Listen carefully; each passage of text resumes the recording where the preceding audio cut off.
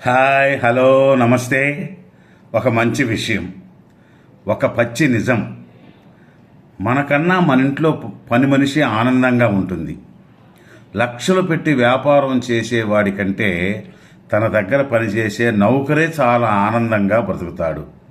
ఇదే విషయం ఒకరోజు మంత్రిని పిలిచి, అదేంటి మంత్రివర్య, నా కింద పనిచేసే నౌకరు చాలా ఆనందంగా ఎలా ఉండగలుగుతున్నాడని అడుగుతాడు.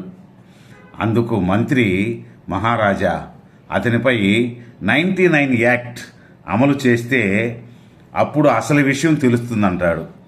మహారాజుకు ఏమీ అర్థం కాదు.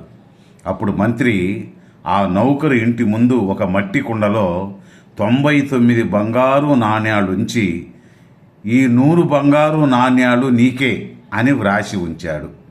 మరుసటి రోజు ఉదయాన్నే ఆ కుండను చూచిన నౌకరు సంతోషంగా ఆ కుండలోని బంగారు నాణ్యాలు అన్నీ లెక్కించడం మొదలుపెట్టాడు.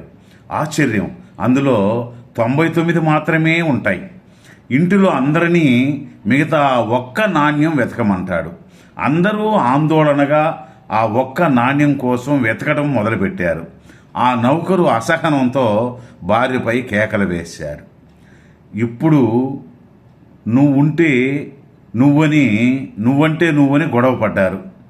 ఆ నాణ్యం దొరకనందుకు ఇంట్లో అందరిపైన విరుచుకుపడతాడు. ఆ రోజంతా పనిలో నిమగ్నం కాలేక చికాకుగా ఉండటాన్ని రాజుగారు గమనించాడు. అది చూసిన మంత్రి, చూశావా మహారాజా, మన జీవితంలో కూడా అంతే, అందరి జీవితాలు అంతే. 99 విషయాలు వదిలేసి 99 విషయాలు వదిలేసి గడిచిపోయిన ఒక్క జ్ఞాపకంతో మనిషి కూడా అంతే జీవితం పాడు చేసుకుంటాడు. ఆ నౌకరు నిన్నటి కంటే ఈరోజు ధనవంతుడైనా సరే ఉన్నవి కూడా పోగొట్టుకున్నట్టు ఎంత బాధపడుతున్నాడు. ప్రతి మనిషి జీవితంలో ఉన్న విషయాల కంటే పోయిన విషయాలు, పోగొట్టుకున్న విషయాల గురించే ఎక్కువగా ఆలోచిస్తుంటాడు.